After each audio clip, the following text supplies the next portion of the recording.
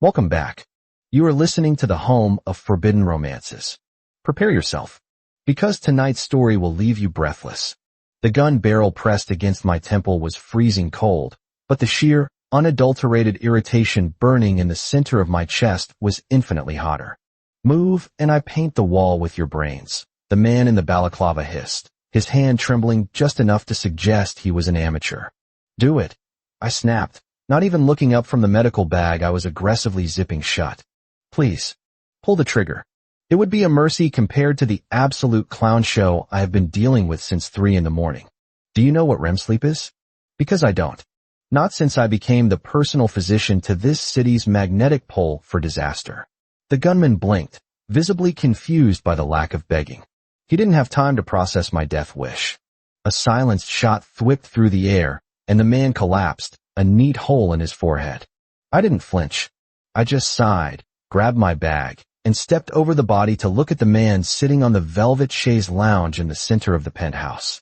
Kalen Thorne, the CEO of Thorne Enterprises, the Shadow King of the underworld. The male lead of this godforsaken novel I had the misfortune of transmigrating into 5 years ago. He was bleeding from a jagged laceration across his abdomen, a wound that should have had him in shock, yet he was sipping a glass of amber whiskey, as if he were watching a dull opera. "You're late, Dr. Vane," Kalen said, his voice a low baritone that usually made the heroine of this story melt into a puddle of blush and stuttering. "And you are medically insane," I retorted, stripping off my coat and rolling up my dress shirt sleeves. "Put the whiskey down. Alcohol thins the blood, you masochistic narcissist. If you bleed out on this Persian rug, I'm billing your estate for the cleaning." This was my life. In the original script of the CEO's contract lover, I was Dr. Eris Vane, the nameless, faceless medical plot device.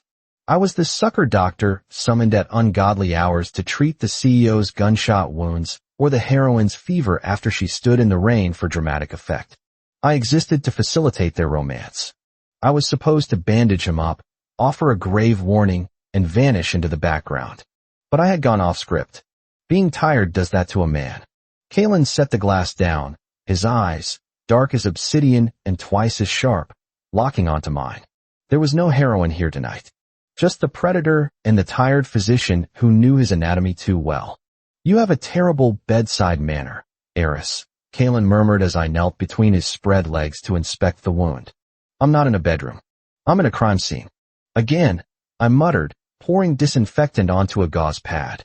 "This is going to sting. Don't scream. It ruins my concentration." I pressed the alcohol-soaked pad into the raw flesh. Kalen didn't scream. He didn't even hiss. He just leaned forward, his face inches from mine, inhaling sharply. His hand shot out, gripping my chin, forcing me to look at him. The intensity in his gaze was suffocating, a heavy, dark gravity that pulled everything into his orbit. "Why didn't you run?" he asked softly. "When the assassin held the gun to your head. You looked bored."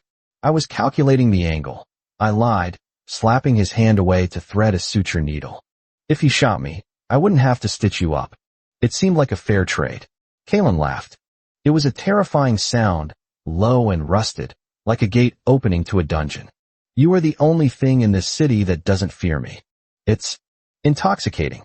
It's exhaustion, Kalen. Hold still." I drove the needle into his skin. The dynamics of this world were shifting, warping around the anomaly of my indifference. And in the silence of that penthouse, with the smell of copper and expensive cologne filling the air, I realized with a sinking dread that the predator's gaze wasn't looking past me for a heroine anymore. It was fixed right on me. The weeks that followed were a testament to the absurdity of narrative causality. In the original novel, Kalen Thorne was supposed to be busy tormenting a poor, innocent florist named Elena. He was supposed to be buying her flower shop, forcing her into a marriage contract, and engaging in toxic misunderstandings. Instead, he was dismantling my life. It started with routine checkups. A black sedan would idle outside my clinic, terrifying my actual patients. 2 men in suits, gorillas I recognized from previous late-night surgeries, would escort me to Kalen's corporate tower. "I have patience," I argued one Tuesday, standing in his office which was, predictably, mostly glass and cold steel. "Real patients. People with flu, broken arms, hemorrhoids. I cannot be on standby for your hypochondria. Kalen swiveled in his chair. He looked pristine, wearing a charcoal three-piece suit that cost more than my medical school debt. I have a headache. Take an aspirin. I deadpanned. I need you to check it. I am a trauma surgeon, not a masseuse. Kalen stood up, crossing the room with that predatory grace that made the hairs on the back of my neck stand up. He stopped inches from me, towering over my frame. The air pressure in the room seemed to drop. I don't trust the aspirin, he said, his voice dropping to a whisper. I don't trust the food. I don't trust the air in this building. You are the only thing I trust to touch me, Eris. The line was delivered with such raw possession, it felt like a physical caress. That sounds like paranoia, I said, trying to step back, but my back hit the heavy oak door. You need a psychiatrist, not a surgeon. Perhaps, Kalen murmured, placing a hand on the doorframe beside my head, trapping me. He leaned down, his breath ghosting over my ear. But a psychiatrist would try to fix my mind. You just sew up the damage I cause. I like your way better. This is harassment. This is a retainer. I bought the hospital, Eris. You work for me exclusively now. I froze. The logic of the dominant CEO trope. If they want something, they buy the building. It was stupid. It was exorbitant. It was infuriating. You can't just buy a hospital to secure one doctor. I hissed, my professional mask slipping to reveal the anger underneath. There are people who need me. And I need you, Kalen countered, his eyes flashing with a dangerous light. Why is it that you care for everyone else, strangers, beggars, criminals, but when I bleed, you look at me with such disdain? Because they are victims of circumstance, I shot back, poking a finger into his hard chest. You are the circumstance. Kalen stared at my finger against his chest, then up at my eyes. A slow, dark smile spread across his lips. He caught my hand, pressing his lips to my knuckles, his eyes never leaving mine. Then cure me, doctor. If you can.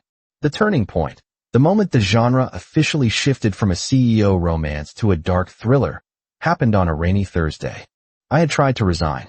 I had packed a bag. I intended to leave the city, move to the countryside, and open a small practice where the biggest emergency was a cow birth. I was done with the power plays. I didn't make it to the train station. I was intercepted by a rival faction, the Valerius Syndicate. In the original plot, they kidnapped Elena to leverage Kalen. But Elena was safe in her flower shop, completely ignored by the plot.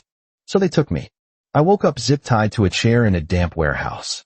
The smell of gasoline and mold was pungent. A man with a scar running down his face, Luca Valerius, was sharpening a knife. So, Luca sneered, stepping into the light. You're Thorne's new pet. The pretty doctor. I'm his employee, I corrected, my voice raspy. My head throbbed, likely a mild concussion from the abduction. And for the record, kidnapping medical personnel violates the Geneva Convention. Thorne doesn't care about conventions, Luca laughed. We've been watching. He doesn't let anyone near him. Except you. He doesn't eat unless you've inspected it. He doesn't sleep unless you've cleared him. You're his weakness. I'm his weakness. I scoffed, though my heart hammered against my ribs. I'm his annoyance. If you kill me, he'll probably send you a thank you basket for saving him on payroll. Let's test that. Luca raised the knife. He didn't go for the throat. He went for the hand. My right hand. The surgeon's hand. The blade sliced across my palm, deep enough to sever nerves if he went deeper. I bit through my lip to stifle the scream, sweat breaking out on my forehead. Pain, sharp and blinding, whitewashed my vision. Scream, Luca commanded. I want to record it for him. Go to hell. I managed to choke out. The warehouse doors didn't open. They exploded. A concussive blast blew the metal shutters inward, sending debris flying. Through the smoke and rain, a silhouette emerged. Kalen Thorne didn't walk in. He stormed in like a force of nature. He held a handgun in each hand, and behind him, a legion of his men poured in, weapons raised. But Kalen didn't wait for his men. He moved with a terrifying, blurred speed. 2 shots rang out, and the guards flanking me dropped. Luca turned, eyes wide, but Kalen was already there. I had never seen Kalen lose control. Even when he was shot, he was composed. Now, he was a monster. He pistol-whipped Luca with enough force to shatter the man's jaw. Luca hit the ground, and Kalen was on him, abandoning the guns to use his bare hands. The sound of violence, of bone hitting concrete, of wet thuds, filled the warehouse. "Kalen," I shouted, the name tearing from my throat. "Stop. You'll kill him." Kalen froze. His chest was heaving, his knuckles split and bloody. He slowly turned his head toward me. His eyes were wild, dilated, stripping away the veneer of the civilized CEO. He looked at me, then at the blood dripping from my hand. The look on his face wasn't anger. It was devastation. He left Luca, a broken heap on the floor, and fell to his knees in front of me. His hands, usually so steady and commanding, hovered over my injuries, trembling. "He touched you," Kalen whispered, his voice cracking. "He touched your hands." "I'm fine," I said, though the adrenaline was fading and the pain was making the world spin. Kalen, cut the ties. He pulled a knife from his belt, not to hurt, but to sever the zip ties with surgical precision. As soon as I was free, I slumped forward. He caught me, pulling me into his chest, burying his face in my neck. He smelled of gunpowder, rain, and terror. "I would have burned the city," he rasped against my skin. "If he had taken you, I would have burned it all down." "That's extremely inefficient," I mumbled, my consciousness fading. "Just get me to a hospital." "Not yours. A real one." "No," Kalen growled, scooping me up into his arms as if I weighed nothing. "Home. We're going home. I'm not letting you out of my sight again." I woke up in the master bedroom of the penthouse. The lighting was dim, the sheets were silk, and my hand was bandaged with a precision that I recognized. I looked to the side. Kalen was sitting in a chair next to the bed, still wearing his blood-spattered shirt from the warehouse. He hadn't washed. He hadn't slept.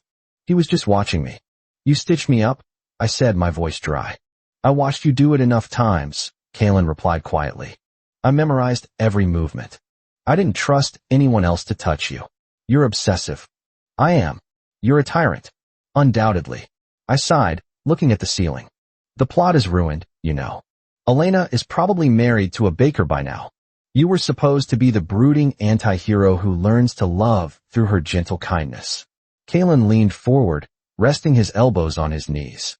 "I never wanted gentle kindness, Eris. I wanted someone who could look at the blood on my hands and not flinch.